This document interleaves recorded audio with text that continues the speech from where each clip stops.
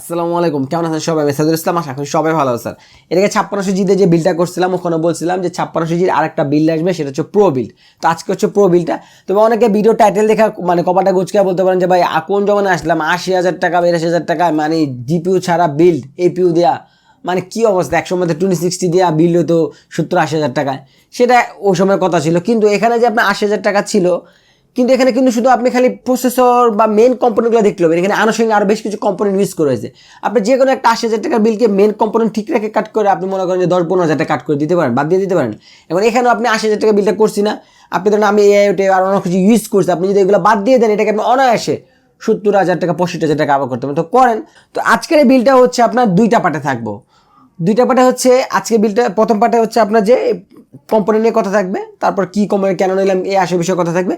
আর second পার্টে থাকবে হচ্ছে আপনার বেঞ্চমার্ক, এই বিষয়ে থাকবে। হ্যাঁ, আপনার অনেক দিন ধরে বলতেছেন বেঞ্চমার্কের কথা, মানে বেঞ্চমার্ক নিয়ে দেখাইতে আর কি পিসি বিল্ড করার পরে। তো আমি হচ্ছে চেষ্টা করবো বেঞ্চমার্কটা দেখানোর জন্য।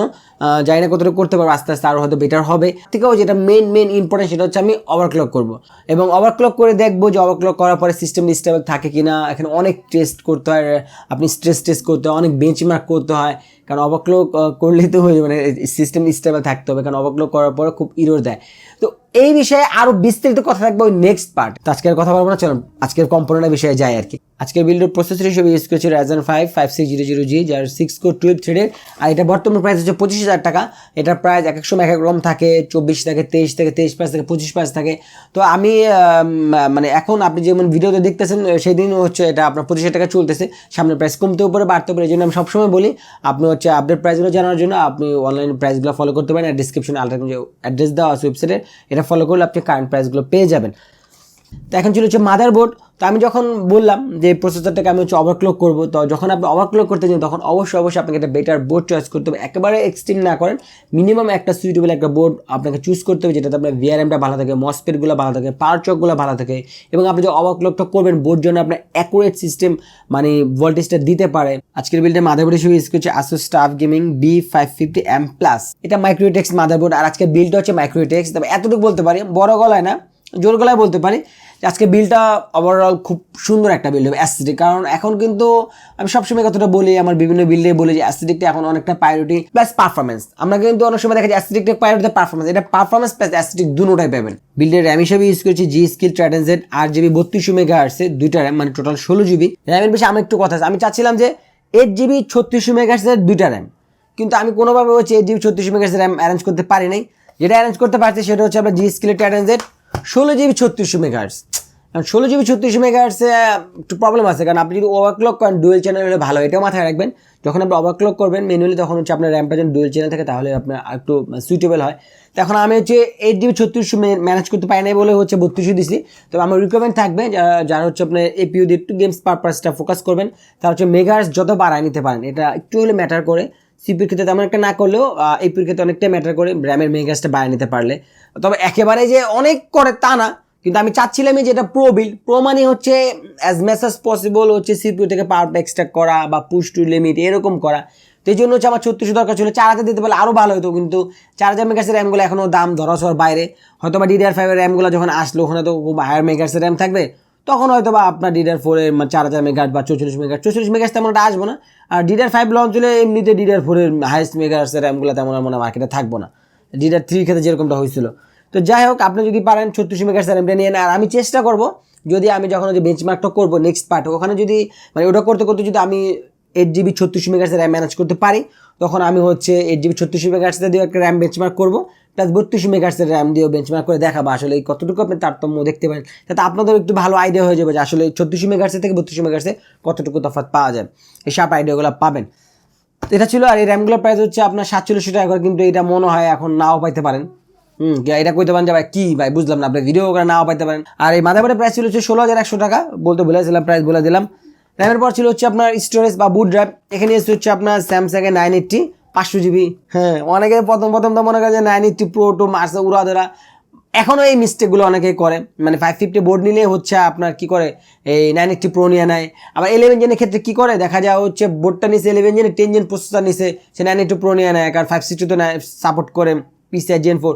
দেখেন একটা জিনিস মাথায় রাখবেন সবসময়, আপনি যদি Gen 4টা ইউজ করতে চান তাহলে আপনার processor plus motherboard chipset both supported থাকতে হবে। আপনার প্রসেসরে Gen 4 আছে, মাদারবোর্ডে নাই, তাহলে কোনো লাভ নাই। আবার মাদারবোর্ডে Gen 4 আছে, প্রসেসরে Gen 4 নেই, তাহলে কোনো লাভ নেই। এটা কিন্তু একটু খেয়াল রাখবেন।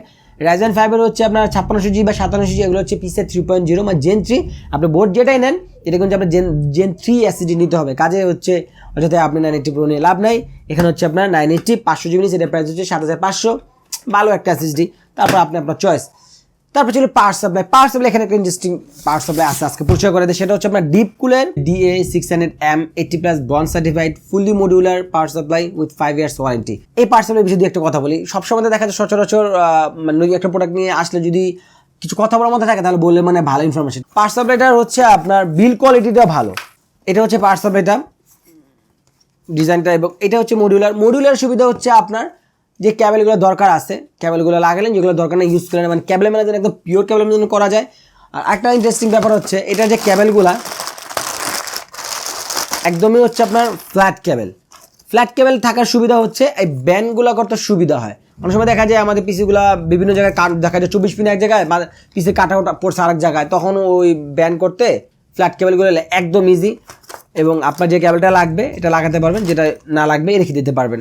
তবে এখানে একটা কথা আছে, সেটা হচ্ছে জিপি। এখন এরকম যদি আপনি নিয়ার ফিউচার যে জিপিটা লাগাবেন ওটা হচ্ছে আপনার 600 ওয়াটের বেশি পাওয়ার সাপ্লাই রিকমেন্ড করে, তাহলে আপনার জন্য এটা আইডিয়াল হবে না, আপনার গেটার পাওয়ার সাপ্লাই নেবেন। এখন এইটা দিয়ে হচ্ছে আমি যেটা দেখলাম 3060 হচ্ছে ম্যাক্সিমাম ভেরিয়েন্ট হচ্ছে 550 লাগে, কিছু ভেরিয়েন্টে 600 লাগে, তাহলে তো হয়ে যাবে 3060 Ti। এটা হচ্ছে 600 ওয়াট লাগে ম্যাক্সিমাম ভ্যারিয়েন্টে, তাহলে ঠিক আছে। বাট কিছু ভ্যারিয়েন্টে দেখলাম হচ্ছে আপনার 750 ওয়াট লাগে। তো এটা আপনি অবশ্যই যদি আপনার এরকম থাকে যে আপনি জিপিও নিয়ার ফিউচার এরকমটা লাগাবেন, সেক্ষেত্রে আপনি আরেকটু বুঝে শুনে নেবেন। সিপিইউ কুলার হিসেবে ইউজ করেছি ডিপকুলের Castle 240EX A-RGB liquid cooler. আর কুলারটা কেমন পারফর্ম করে সেটা হচ্ছে নেক্সট পার্টে জানতেই পারবেন, কারণ যেহেতু আমি এটা ওভারক্লক করবো প্লাস গেম খেলবো, এআই টিক করবো, তখন হচ্ছে আপনি টেম্পারেচারটা অবশ্যই জানতে পারবেন। তারপর ছিল ক্যাসিং। এটা হচ্ছে আমার এর আগে একটা ভিডিও করছি, এটার প্রাইস হচ্ছে 3600 টাকা, বাট ওভারঅল চেসিসের প্রাইসটা 3600 থাকবে না, কারণ এই বিল্ড হচ্ছে চেসিস ফ্যান হিসেবে ইউজ করেছি ডিপকুলের CF120+ A-RGB ফ্যানগুলা। এই ফ্যানগুলার লাইটগুলা খুবই ভাইব্রেন্ট, লুকটাও সুন্দর, পারফরমেন্সও সুন্দর। তারপরেও একটা কথা হচ্ছে এটা যে এআইও এটার সাথে খুব ভালোভাবে সিং করবে। দেখেন আমি সবসময় চেষ্টা করি, অনেক সময় আমাদের শোরুমে যখন বিল করতে আসে না, বলে এটার সাথে ম্যাচ করবো, দূর এটার সাথে ম্যাচ করবো না, এটা নেন, কই ভাই এটাকে ভালো লাগবো, তখন কনফিডেন্ট লেভেল থেকে বলি যে ভাই পছন্দের বিল করা বা ভালো না হলে তো বললেন বিল করবো, হ্যাঁ ভাই আসলে অনেক সুন্দর লাগছে ভাই, থ্যাংক ইউ ভাই। তো এটা আমি বললাম যে ওভারঅল যখন বিলটা করা হবে এই জিনিসটা খুব পারফরমেন্স হবে, প্লাস হচ্ছে আপনার লুকটা খুব সুন্দর লাগবে, এই জন্য এটা দিছি।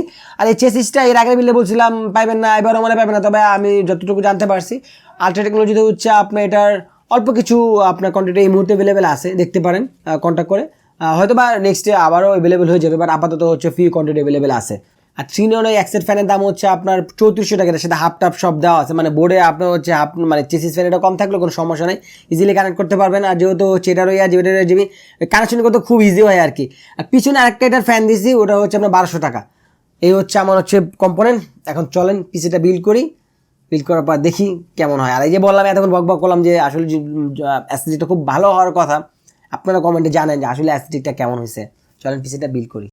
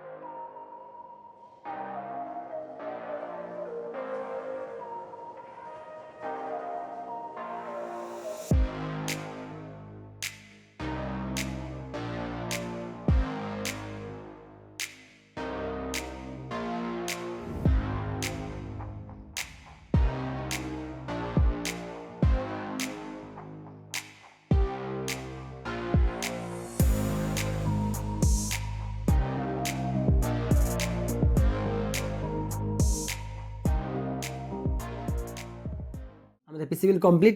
আজকে বিলটা করতে একটু কষ্ট হয়েছে, কারণ এআইও ছিল, একাই সব লাগাইতে হয়েছে, স্টুডিওতে কোনো হেল্পিং আর থাকে না, একাই করতে হয়। তো যাই হোক, আমি যদি এই বিলটার বিষয়ে আমার ফার্স্ট কোনো কমপ্লিমেন্ট দেয়, সেটা আজকে বলতে হবে যে without GPU quite and powerful. হ্যাঁ, অনেকটাই পাওয়ারফুল একটা পিসি উইদাউট জিপিউ। মানে জিপিউটা বলতে মানে ধরেন আপনি এপিইউ বেস পিসির কথা বলি, এপিইউ বেস পিসি কোয়াইট পাওয়ারফুল, কারণ এটাতে আপনি মোস্ট প্রবলি সব গেমসই খেলতে পারবেন। সেটিংসটাকে হচ্ছে আপনার টুইক করে নিতে হবে, কারণ আপনি গেমসের অবশ্যই সবসময় বলি গেমসের সেটিংসটা একটু ডিপেন্ড করেন। আর এটা কী কীরকম পারফর্ম করলো এটা নেক্সট পার্টে ইনশাআল্লাহ এটা নিয়ে কথা হবে। টেম্পারেচারের যে বিষয়টা কীরকম থাকে, স্টক সেটিংসে কীরকম টেম্পারেচার থাকে এবং আফটার ওভারক্লক করার পরেও কীরকম টেম্পারেচার থাকে, এটা নিয়ে কথা বলবো। মোট কথা ওই পার্টটা, সেকেন্ড পার্টটা আমার মনে অনেকটাই ইন্টারেস্টেড হবে, কারণ ওই টাইপের ভিডিও আমার চ্যানেলে এটাই ফার্স্ট হবে এবং পরিশ্রম হবে এটা বাই সেই লেভেলে, কারণ ওটা নিয়ে বলতে পারেন যে খুব সময় দিতে হবে ওই পার্টটাতে। কারণ একটা টেস্ট দিব, আধা ঘন্টা চলবে, আধা ঘন্টা গিয়ে অন্য কাজ করতে হবে, নোট করতে হবে। একটা টেস্ট দেবো 1 ঘন্টা চলবে, এরকম বিভিন্ন টেস্ট করে করে তথ্যগুলো আপনার নোট করে আপনাদের সাথে শেয়ার করব। তবে ওভারঅল যদি বলি, নিজের মানে প্রশংসা তো কখন নিজের করতে হয় না, কিন্তু নিজের কাজের প্রতি কনফিডেন্ট লেভেল থাকাটা জরুরি। আপনি একটা কাজ করবেন, আপনার কাজের প্রশংসা কখন আপনি নিজে করবেন না, বাট কাজটার প্রতি কনফিডেন্ট থাকতে হয় যে আমার কাজটা ভালো লাগবে বা ভালো হয়েছে। নিজে যদি কনফিডেন্ট না থাকে তাহলে তো আর অন্যকে আপনি ভালো জিনিস কেমন আশা করেন। তো আমার কাছে কনফিডেন্ট আছে, যেটা হচ্ছে মাইক্রোএটিক্সের মধ্যে ওয়ান অফ দ্য বেস্ট একটা বিল্ড। বেস্ট বলাটাও, কারণ এটা এক একজন এক এক opinion, but one of the best. আপনি যদি বেস্টের লিস্ট করেন, মাইক্রোএটিক্সে ওয়ান অফ দ্য বেস্ট একটা বিল্ড। কিছু টাকা আপনার বেশি গেছে, এটাই স্বাভাবিক, কারণ এখানে আমি এআইও দিচ্ছি। টাকা বেশি না, কম্পোনেন্ট কিনছি। টাকা বেশি কি, আমি তো কম্পোনেন্ট কিনছি না। আপনি বাদ দিতে পারেন, এআইও বাদ দিতে পারেন, না আপনার খুশি। তবে ওভারঅল চিন্তা করলে সব কিছু ঠিক আছে। আপনি আপনার মতো কিছু কাস্টম করতেই পারেন, র্যাম একটা বাদ দিতে পারেন। মানে দেখা গেলো যে আপনার ওভারঅল বিলটা ভালো লাগছে, কিন্তু আপনি এটাকে 60-এর মধ্যে কভার করতে চান, এআইওটা আপাতত বাদ দেন, র্যাম একটা নেন, হয়ে যাবে। ঠিক আছে, ফ্যানগুলা না নিলে তো আবার ওভারঅল লুকটাও আসবে না, বিবেচনা করে নিন। এটা তো ওভারঅল 80 আসছে, আপনি ওটা বাদ দিলে তো অলমোস্ট 10 চলে গেল, আর 70 এসে বলো। র্যাম একটা বাদ দিলে আপনার 4.5 চলে গেলো, মানে আপনি হচ্ছে 14-15 হাজার টাকা তো শুধু জাস্ট র্যাম আর একটা র্যাম আর ওটা বাদ দিলে হবে, বাকিটাও যদি সবগুলো নেন আর কি। তো এই বিল্ডের বিষয়ে আজকের বেশি কিছু বলবেন, নেক্সট পার্ট আশা করি অনেক ইনফরমেশন পেয়ে যাবেন। বাট সংক্ষেপে যদি বলি, উইদাউট জিপিইউ প্রোডাক্টিভিটি প্লাস হচ্ছে আপনার গেমিং, এটা একটা আইডিয়াল পিসি বর্তমান সিচুয়েশনের উপর ডিপেন্ড করে। কম্পোনেন্ট লিস্টগুলো কিন্তু ডেসক্রিপশনে দেওয়া আছে, আবারও বলি ডেসক্রিপশন ইন্ডিভিজুয়ালি কম্পোনেন্ট লিস্টগুলো দেওয়া আছে। আলট্রাটেকনোলজিতে বিলটা পেয়ে যাবেন, তাদের website address plus shop address দেওয়া আছে, একটু চেক করে নিন, লেটেস্ট প্রাইসগুলো দেখতে পারবেন। তো এই ছিল আজকে ভিডিও, আর বিলটা কেমন কম বক্সে জানেন। টেক টিপস আর পিসি রিলেটেড অনেস্ট ভিডিও পাওয়ার জন্য চ্যানেল সাবস্ক্রাইব করবেন। আমার জন্য দোয়া করবেন। আজকের মধ্যে থেকে বিদায় নিচ্ছি, আল্লাহ হাফেজ।